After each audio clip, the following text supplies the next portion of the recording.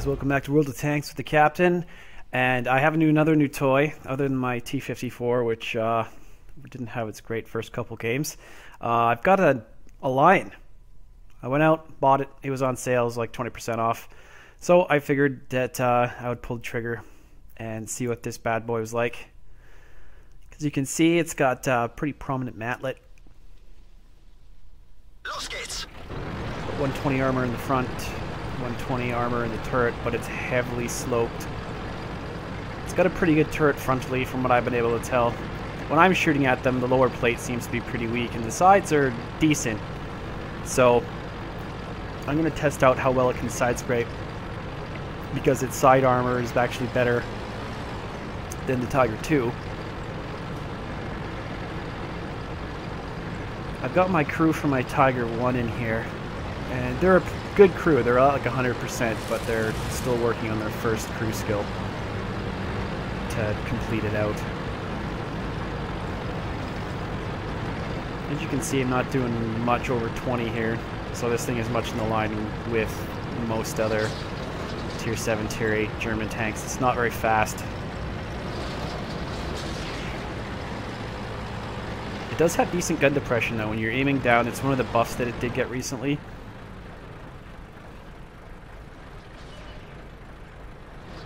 I think it's -8 that it has now. About 235 pen, 320, 330 damage, somewhere around in there.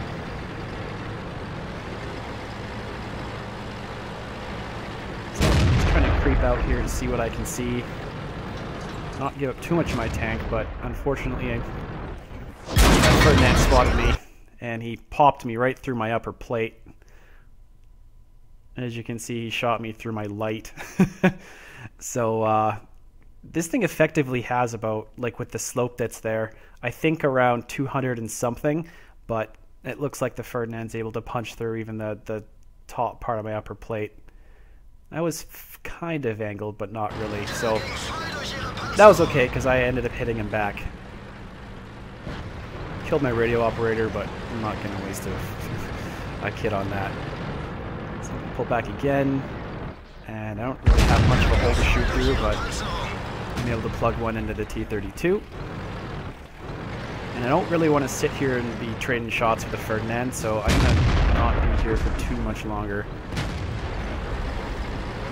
Traverse speed, not really fantastic. So what I'm looking at the map here now is I can see that there isn't a lot of tanks blocking out this area here, so I'm going to try and come over here and help the Super Pershing. Our Super Pershing needs their Super Pershing, but also against whatever else might be showing up in the field.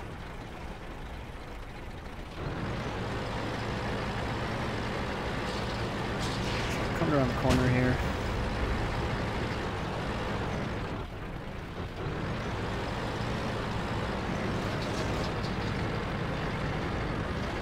He wants to back up, so I'm going to turn left here, turn my hull, aim at the T-20, and he's not going that way, he's going backwards. So plug one into him. That's pretty decent accuracy from the range, because that was at least a 400, 500 meter shot there.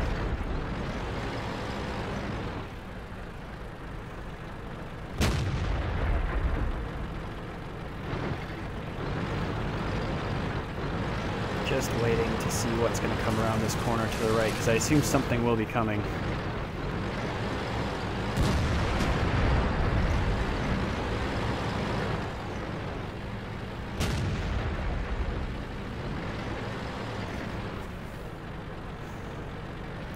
There's a KV-1S up around the corner. Super Pershing's got about half health left. He's going to have to be a little bit careful. One nice thing about this tank is it is blessed with a decent amount of hit points. 1650 is not too bad, so I'm just kind of taking this cautiously, seeing what I can shoot at. And then the Type 59 comes around the corner. But I ignore him, just push forward because I want to take out this T-32. So aim it in. Didn't need to really fully aim.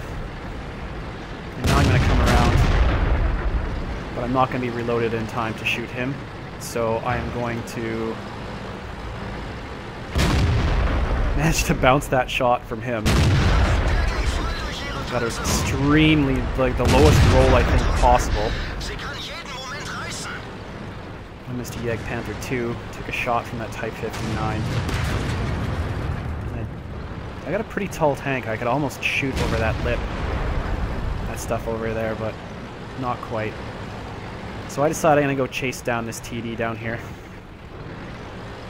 because we got some pretty good coverage up around this area.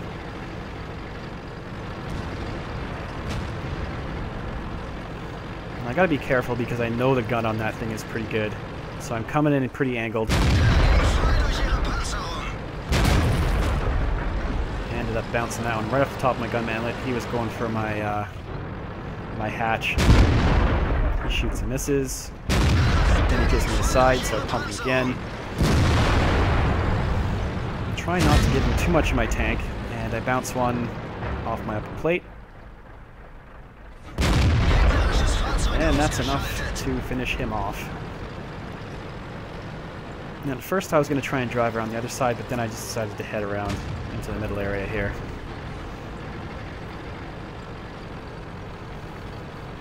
So far I'm not feeling this tank is too bad. It seems like it has a pretty decent turret. The frontal armor is pretty good when you angle it.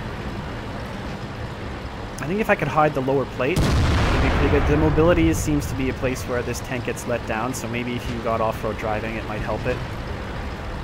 But it's mostly going to be a trainer tank for my E75 crew, which is going to be my Tiger 1 crew, and then I'll just I'll make another new crew, and I'll train them up with my Tiger 1 and this tank.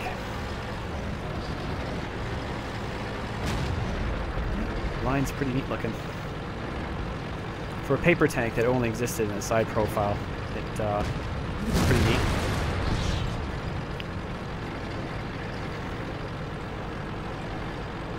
And that was pretty much it for all the tanks in the city. There is one artillery here, so I'm going to stop and aim.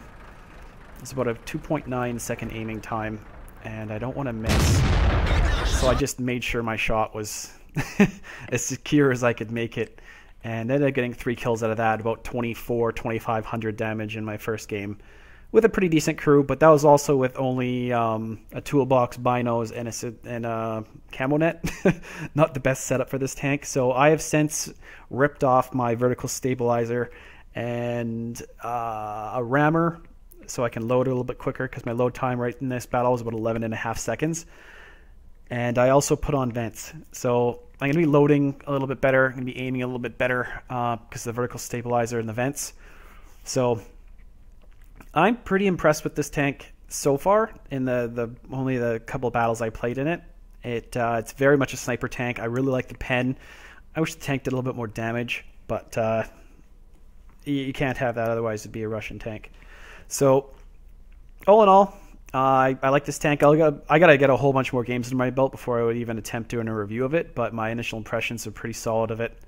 And yeah, it cost me right about $46, but with the conversion to Canadian dollars, it ended up being 52. So that was a little bit annoying. It was nice for the last couple of years in Canada because our dollar was on par with the States, but for some reason right now it's dropped back a little bit. So I have to pay a little bit more for everything. So, thanks for watching, and I'll see you again next time.